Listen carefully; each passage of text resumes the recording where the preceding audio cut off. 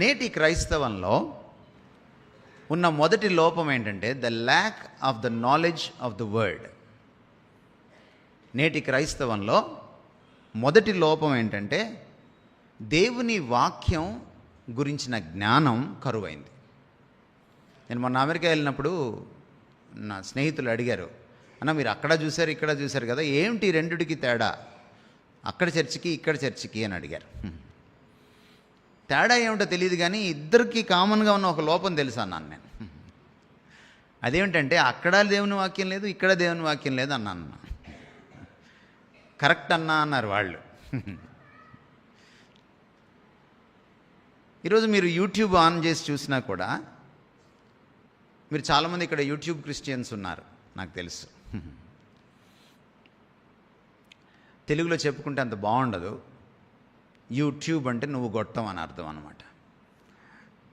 So ఈ YouTube క్రిస్టియన్స్తో నేను మాట్లాడేది ఏమిటంటే, మీరు అనుకుంటున్నారు మేము ఇన్ని ప్రసంగాలు వింటాం, మేము ఎప్పుడు వంటగదిలో కూడా ప్రసంగమే పెట్టుకుంటాం, మా టీవీలో ఎప్పుడు క్రిస్టియన్ ఛానల్సే రన్ అవుతున్నాయి అంటే, అసలు అదే మీరు సీరియల్ చూసినా బాగుపడతారేమో కానీ మీరు క్రైస్తవ మెసేజ్లు వరుసగా విన్నారంటే మీరు చెడిపోతారు. ఎందుకు అంటున్నానంటే, ఈరోజు 100 వర్తమానాలు యూట్యూబ్లోంచి బయటకు వస్తే, టీవీలోంచి బయటకు వస్తే అందులో 80 వర్తమానాలు 90 వర్తమానాలు వాక్య విరుద్ధంగా ఉన్నాయి, వాక్యం లేనివి ఉన్నాయి. మిగిలింది ఏదో చెత్తా చెదారం అంతా చెప్తున్నారు. ప్రజలు వాక్య లేమితో బాధపడుతున్నారంటే అది ప్రజలు తప్పు కాదు, బోధకుల తప్పు. మీదే కులం అని అంటే ఆర్కే మూర్తి కాదు, మాది బోధ కులం అని అన్నారు ఆయన. సో ఈ కులం తప్పు అన్నమాట. ఈరోజు మనకి వాక్య లేమితో మనం కొట్టుమిట్టాడుతున్నాం. వాక్యానికి కొన్ని అద్భుతమైన లక్షణాలు ఉన్నాయి. వాక్యం మనకు అవసరం. వాక్యం లేకుండా మనకి రక్షణ లేదు. తిమోతికి రాస్తూ ఆయన చెప్పాడు పౌలు, అది రక్షించుటకు శక్తిగల వాక్యము అన్నాడు దాన్ని. వినుట వలన విశ్వాసము కలుగును అన్నాడు రోమాపత్రికలో. వాక్యం లేకుండా క్రైస్తవం లేదు, క్రైస్తవ విశ్వాసం లేదు. విశ్వాసం నాలో ఎలా పుడుతుంది క్రీస్తు పట్ల అంటే, వాక్యం వినడం వల్ల పుడుతుంది, వాక్యాన్ని అర్థం చేసుకోవడం వల్ల పుడుతుంది, వాక్యానికి విధేయత చూపించడం వల్ల, సరిగా స్పందించడం వల్ల పుడుతుంది. వాక్యమే లోపించిందనుకోండి ఏం లేనట్టే. బైబిల్ క్విజులు బాగా జరుగుతున్నాయి ఈ మధ్య, కానీ వాక్య జ్ఞానం లేదు. మనం జ్ఞానం అంటే ఏమనుకుంటున్నామంటే, ఏ పేజీలో ఏముంది, ఎక్కడ ఏముంది, ఎవరు కొడుకు ఎవరు, ఎవరు ఏ ఊర్లో ఉన్నారు, ఇది అనుకుంటున్నాం మనం. మన క్విజులు కూడా మారాలి. క్విజ్ అంటే అది కాదు. ఎందుకంటే మనం చైతన్య నారాయణలో చదివి వచ్చిన తర్వాత ఇంతకంటే లోతుగా మనం ఆలోచించలేం. మన ప్రాబ్లం ఇది. మనకి వాక్యంలో ఉన్న సారం ఏమిటి? పౌలు రాస్తూ చెప్పాడు, అక్షరము చంపును, ఆత్మ జీవింపచేయును. వాక్యం యొక్క అక్షరం కాదు, ఆ అక్షరం వెనకున్నటువంటి అర్థం ఏమిటి? ఆత్మ అంటే అక్కడ అర్థం అదనమాట. The soul of the word of God. దాని సారం ఏమిటి, దాని అంతరార్థం ఏమిటి, దాని పరమార్థం ఏమిటి? దీన్ని మీరు గ్రహిస్తే మీకు ఉజ్జీవం గ్యారంటీ. ఇది లేదు ఈ రోజున ఏదో చేయడానికి, ఇంకేదో చెప్పడానికి, వాళ్ళ దగ్గర ఉన్న ఏదో ఒక ఆలోచన చెప్పడానికి వాక్యాన్ని వాడుకుంటున్నారు చాలామంది సేవకులు, బోధకులు, కాపర్లు. మనము ఈ రోజున ఇటువంటి ఒక కరువులో ఉన్నాం. వాక్య లేమి అనే కరువులో ఈ రోజున మనం ఉన్నాం. ఇక దైవజనుల్ని, సేవకుల్ని, బోధకుల్ని పక్కన పెడితే మన సంగతికి వస్తే, సామాన్య విశ్వాసుల దగ్గరికి వస్తే మనం వాక్యం చదవడం మానేసాం.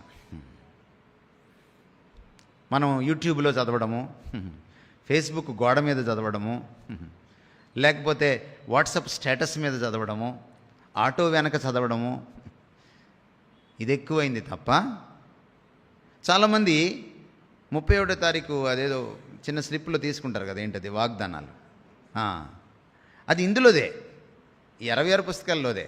దాన్ని చదువుకుంటారు 10 సార్లు, కానీ వాక్యం చదవరు. ఈ వాక్యం చదవడం మానేయడం వల్ల మనకి ఈ రోజున చాలా అర్థం కావట్లేదు. మీకు ప్రభు అర్థం కావాలంటే వాక్యం చదవాలి. మీకు మీరెవరో తెలియాలంటే వాక్యం చదవాలి. మీకు వైవాహిక జీవితం ఎలా ఉండాలో తెలియాలంటే వాక్యం చదవాలి. మీరు పిల్లల్ని ఎలా పెంచాలో తెలియాలంటే వాక్యం చదవాలి. మీరు పిల్లల్ని ఏమి చదివించాలి, ఏమి చదివించకూడదు, లోకంలో వాళ్ళు ఎలా బ్రతకాలి మీరు తెలుసుకోవాలంటే వాక్యం చదవాలి. మీరు ఉద్యోగం ఎలా చేయాలో తెలుసుకోవాలంటే వాక్యం చదవాలి. మీరు పక్కింటలతో ఎలా ఉండాలో తెలుసుకోవాలంటే వాక్యం చదవాలి. మీరు ప్రభుత్వానికి ఎలా లోబడాలో తెలుసుకోవాలంటే వాక్యం చదవాలి. మీరు పన్నులు ఎలా కట్టాలో తెలుసుకోవాలంటే వాక్యం చదవాలి. ప్రతి దానికి వాక్యం చదవాలి. Bible addresses every nook and cranny of the life, Christian life. ప్రతి మైన్యూట్ డీటెయిల్ని కూడా బైబిల్ అడ్రస్ చేస్తోంది క్రైస్తవ జీవనంలో. This is the book which is a manual to the Christian life. ఇది క్రైస్తవ జీవనానికి ఒక కరపుస్తకం, ఒక హ్యాండ్ బుక్. ఇది మనం అనుకుంటున్నాం ఇది సండేకి పరిమితం అనుకుంటున్నాం మనం. నో. ఎప్పుడైనా ఇంట్లో ప్రార్థన పెట్టుకున్నప్పుడు పరిమితం అనుకుంటున్నాం మనం. నో. అందుకనే ద్వితీయోపదేశకాండంలో చాలా స్పష్టంగా చెప్పాడు, మీరు కూర్చుండినప్పుడు, లేచినప్పుడు, మీరు నడుచున్నప్పుడు, మీరు పరుండినప్పుడు, భోజనపు బల్ల దగ్గర మీ పిల్లలతో ఈ వాక్యాన్ని గురించి మాట్లాడాలి అన్నాడు ఆయన. 24/7, 24 గంటలు 7 వారాలు మీరు ఈ వాక్యపు ధ్యాసలో బ్రతకాలి అని అన్నాడు. మీరు మీ గోడలపైన రాసుకోవాలి, గుమ్మాలపైన రాసుకోవాలి అని అన్నాడు. నుదుట బాసికములుగా పెట్టుకోవాలి అన్నాడు. బాసికం అంటే తెలుసా మీకు? ఈ అన్య పెళ్ళిళ్ళకి వెళ్ళినప్పుడు వాళ్ళు ఇక్కడ కట్టుకుంటారు. పెళ్లి కొడుకు ఒకటి కడతాడు, ఒక చిన్నది. యూదులు కూడా బైబిల్ చదివేటప్పుడు వాళ్ళు ఒక చిన్న డబ్బా లాంటిది కట్టుకుంటారు. ఇక్కడ మీరు చూడండి, వాళ్ళు నిజంగానే బాసికం అంటే బాసికం కట్టుకోవాలనుకున్నారు. వాళ్ళు నుదుట బాసికముగా ఉండాలంటే కనుల ముందు వాక్యం పెట్టుకోవాలని అర్థం అన్నమాట. వాక్యాన్ని ఎదుట పెట్టుకొని దానికి అనుగుణంగా బ్రతకరా బాబు అని చెప్తున్నాడు అన్నమాట దేవుడు. అది నుదుట బాసికం అంటే. This is the importance and the uniqueness and the necessity and the sufficiency of the word of God. దేవుని వాక్యం యొక్క ప్రశస్తత ఇది, విశిష్టత ఇది, దేవుని వాక్యం యొక్క అవసరత ఇది, దేవుని వాక్యం యొక్క సమృద్ధి ఇది. దీన్ని మనం అర్థం చేసుకోవాలి. ఈ వాక్యం మీ చేతికి తెలుగులో ఇవ్వడానికి కొన్ని జీవితాలు ఆహుతి అయిపోయాయి, పణంగా పెట్టవలసి వచ్చింది. కానీ చదవడానికి కూడా ఓపిక లేదు మనకి ఈ రోజున. ఎవరైతే దేవుని వాక్యాన్ని ప్రతిదినము చదవరో, అర్థం చేసుకోరో, అవలోకనం చేసుకోరో, జీర్ణించుకోరో, దాన్ని ఆచరణీయం చేసుకోరో, వారికి క్రైస్తవులుగా బ్రతకడానికి వీలుపడని పని. వాళ్ళకి ఉద్యోగం ఏనాటికి రాదు, ఏనాటికి రాదు. ప్రభు చాలా స్పష్టంగా చెప్పాడు, మనుషుడు రొట్టె వలన మాత్రము జీవించడు, దేవుని నోటి నుంచి వచ్చి ప్రతి మాట వలన జీవిస్తాడు. ఉద్యమం ఎలా వస్తుంది? జీవం ఎలా వస్తుంది? క్రీస్తులో బ్రతుకు ఎలా నిలబడుతుంది? దేవుని నోటి నుంచి వచ్చి ప్రతి మాట వల్ల నిలబడుతుంది. ఊరికే వల్లి వేసుకోవడం కాదు మాటల్ని. ఈ వల్లె వేసుకున్న మాటలు మనం మనన చేసుకోవాలి. వాటి అంతరార్థాన్ని, పరమార్థాన్ని లోతుగా ఆలోచించి గ్రహించాలి. దాన్ని గుండెల్లో దాచుకోవాలి, నరనరాల్లో జీర్ణించుకోవాలి, దాన్ని క్రియాశీలకంగా ఆచరణీయం చేసుకోవాలి. ఇది చాలా చాలా అవసరమైన విషయం. If you are lazy to read the word and meditate upon it, you will soon die as a Christian. You may live as a human being, but you will soon die as a Christian.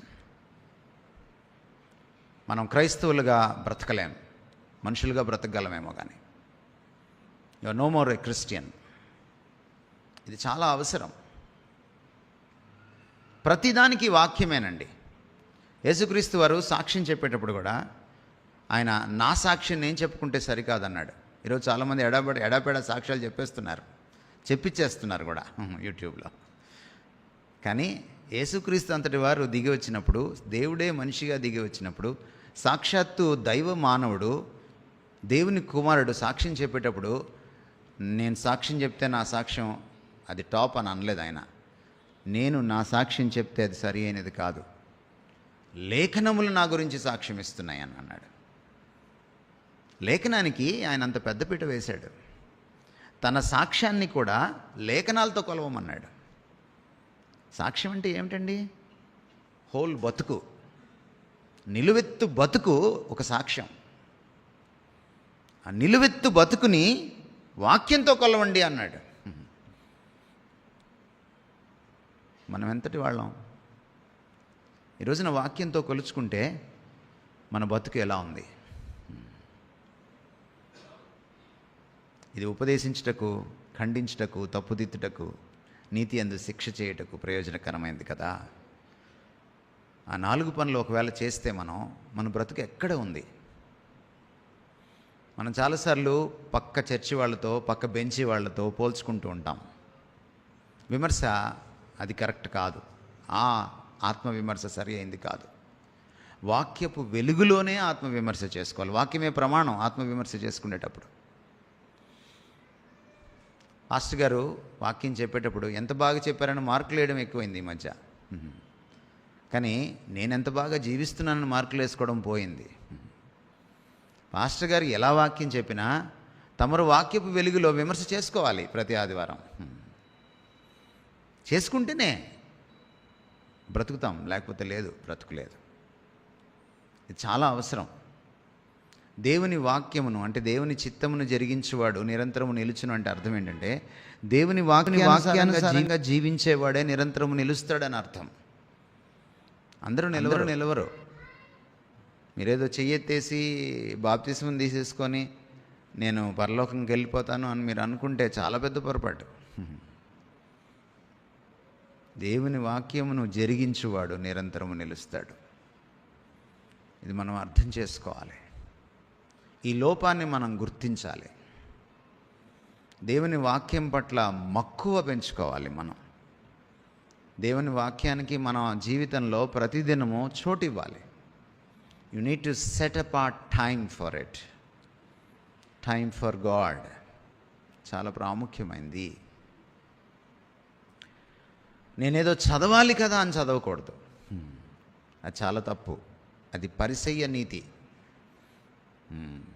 అది ప్రభు నేర్పిన నీతి కాదు. ప్రభు పట్ల ప్రేమతో నేను ప్రభువులా మారాలి. వాక్యం చదవకపోతే ఈరోజు నేను ఎలా నడవాలో, నేను ఎటు వెళ్ళాలో నాకు తెలియదు కదా అని చదవాలి. ఎందుకంటే వాక్యము నా పాదములకు దీపము, అది నా త్రోవకు వెలుగు. ఈరోజు నేను వాక్యం చదవకపోతే ప్రభువేంటో నాకు తెలియదు కదా, ఆయన ముఖాన్ని నేను చూడకుండా ఎలా ఉండగలను అని చదవాలి. ఎందుకంటే వాక్యమే ప్రభు ఎవరో మనకి ప్రతిరోజు కొత్తగా పరిచయం చేస్తుంది. వాక్యం పరిచయం లేని వాడికి ప్రభు పరిచయం లేదు, కుదరదు. బైబిల్ని మొట్టమొదట హెబ్రీ గ్రీకు భాషల నుంచి ట్రాన్స్లేట్ చేసిన లాటిన్ వల్గేట్ అనేటువంటి మొట్టమొదటి ట్రాన్స్లేటెడ్ బైబిల్ ట్రాన్స్లేట్ చేసిన సెయింట్ జెరోమీ ఒక అద్భుతమైన మాట అన్నాడు. The ignorance of scriptures is ignorance of God, is ignorance of Christ. లేఖనాల్ని నేను నిర్లక్ష్యం చేస్తే నేను ప్రభువునే నిర్లక్ష్యం చేసినట్టు. ప్రభు నాకు అర్థం కాడు. లేఖనాల అజ్ఞానం దేవుని అజ్ఞానంలోకి మనల్ని నడిపించేస్తుంది. దైవ జ్ఞానం లోపిస్తే ఏమవుతుంది? దేవోక్తి లేని ఎడల జనులు నశించిపోతారు. మన నాశనాన్ని మనమే కొని తెచ్చుకుంటున్నాం.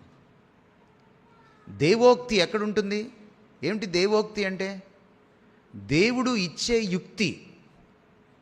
జీవించాలంటే యుక్తి కావాలి. యుక్తి అంటే తెలివి, విజ్డమ్.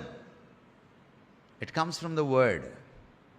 అందుకనే మనం అప్పుడప్పుడు లేఖనాలు చదువుతుంటే మనకు పాత నిబంధనలో ఫలానా ఆయనకి ఇచ్చినటువంటి దేవోక్తి అని రాసి ఉంటుంది. మీరు చూస్తే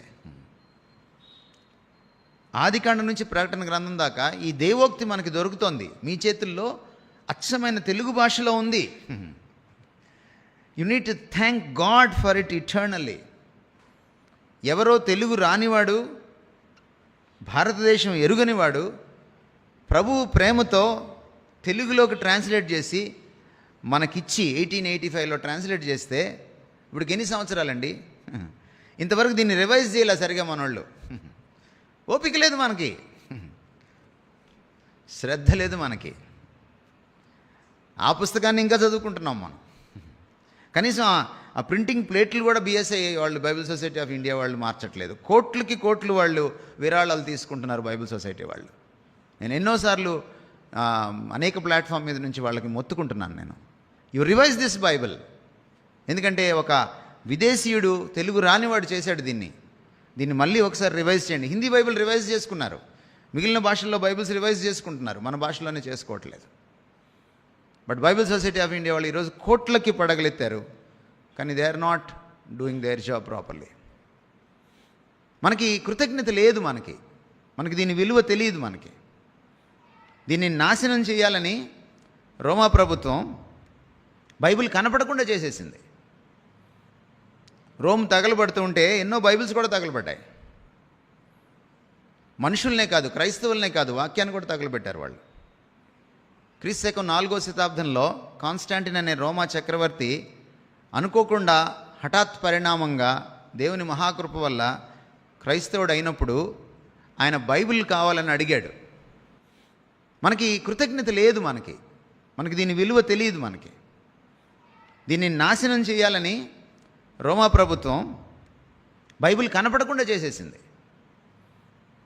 రోమ్ తగలబడుతూ ఉంటే ఎన్నో బైబిల్స్ కూడా తగలబడ్డాయి. మనుషుల్నే కాదు, క్రైస్తవులనే కాదు, వాక్యాన్ని కూడా తగలబెట్టారు వాళ్ళు. క్రీస్తు 4వ శతాబ్దంలో కాన్స్టాంటిన్ అనే రోమా చక్రవర్తి అనుకోకుండా హఠాత్ పరిణామంగా దేవుని మహాకృప వల్ల క్రైస్తవుడు అయినప్పుడు ఆయన బైబిల్ కావాలని అడిగాడు. బైబిల్ కావాలని అడిగితే ఎవరి దగ్గర బైబిల్ లేదు. ఎందుకంటే బైబిల్ ఉంటే పట్టుకెళ్ళిపోతారు. బైబిల్ని నిషేధించారు. It was a banned book. 4వ శతాబ్దానికి బైబిల్ దొరకలేదు. అప్పుడు రాజుగారు కనుక, ఆయనది పెద్ద సామ్రాజ్యం కనుక, ప్రపంచమంతటిని దాదాపుగా పరిపాలిస్తున్నాడు కనుక, తన అధికారంతో ఆయన నాకు ఎక్కడున్నా తీసుకొని రావాలి ఒక్క పుస్తకం ఆయన అంటే, అప్పుడు అందరు సీక్రెట్గా ఉన్నాయి అన్నీ బయటకు వచ్చినాయి. అంత విలువైందండి బైబిల్. దీనికోసం ప్రాణాలు పోయాయి. ఈరోజు నా తెలుగులో మీ చేతికి వచ్చింది. How many times you read it and how intently you read it, how devotionally you read it. మీరు ఎన్నిసార్లు చదువుతారు, ఎంత మంచి ఉద్దేశంతో చదువుతారు, ఎంత తీవ్రతతో చదువుతారు, ఎంత భక్తిభావంతో చదువుతారు. That matters. మీ ఉజ్జీవానికి ఇది ఆరంభం. That matters. వాక్యం లేకుండా మనకి ఏదీ సరిగా అర్థం కాదు. రెండవ లోపము మన క్రైస్తవంలో ఏమిటి అని అంటే, రెండవ లోపము, మీకు అది చెప్పకముందు వాక్యం గురించి నేను ఒక్క మాట చెప్పాలి. మనము క్రైస్తవులం అవుతాం, బాప్తిస్మం తీసుకుంటాం, కానీ లోకం అంటుకుంటూనే ఉంటుంది మనకి. మనం ఇక్కడికి వస్తాం, వాక్యం వింటాం, మనం మళ్ళీ బయటికి వెళ్ళిపోతాం. మనం ఎక్కువసేపు లోకంలో ఉంటాం, తక్కువసేపు దేవుడి సన్నిధిలో ఉంటాం, చాలా తక్కువసేపు వాక్యానికి ఎక్స్పోజ్ అవుతాం. కాబట్టి మన మనసును లోకమే ఎక్కువ కబలిస్తుంది, పరిపాలిస్తుంది, శాసిస్తుంది. మనసుని ఏది శాసిస్తుందో మనిషి అలా తయారవుతాడు. మన మనసుని వాక్యం శాసిస్తే మన బతుకు వాక్యానుసారంగా ఉంటుంది. మన మనసుని లోకం శాసిస్తే మన బ్రతుకు లోకానుసారంగా ఉంటుంది. మీరు ఒకసారి గుండె మీద చేసుకొని చెప్పండి, మీరు బయటికి వెళ్ళిన తర్వాత మీకు లోకస్తులకి ఎంత తేడా ఉంటాయి? మీరు ఇక్కడ భక్తిపరులే, మెట్లు దిగి వెళ్ళిన తర్వాత మీరేంటి? సోమవారం నుంచి శనివారం దాకా మీరేంటి? వాళ్ళకున్న డబ్బు యావ, వాళ్ళకున్న కీర్తి దాహం, వాళ్ళకున్న భౌతిక విషయాలపైన ఆశీర్వాదాలపైన ఆశ, లేక వాళ్ళకున్న అత్యాశ క్రైస్తవులకి చాలామందికి ఉంది. వాళ్ళకున్న డాబు దర్పం క్రైస్తవులకు కూడా ఉంది. ఈరోజు లోక సంబంధమైన అనేకమైన లక్షణాలు, అవలక్షణాలు మనలో చాలా వరకు మన క్రైస్తవుల్లో కనపడుతూ ఉన్నాయి. ఇది మనం కాదనలేని సత్యం. కారణం ఏంటి? మన మనస్సు లోక ప్రభావం కింద ఎక్కువ ఉంటుంది. మరి ముఖ్యంగా ఇది వచ్చిన తర్వాత మనం వెళ్ళి రచ్చబండ దగ్గర కూర్చోక్కర్లేదు, రచ్చబండే మన దగ్గరికి వస్తుంది. ఈరోజు we have the world in the pocket.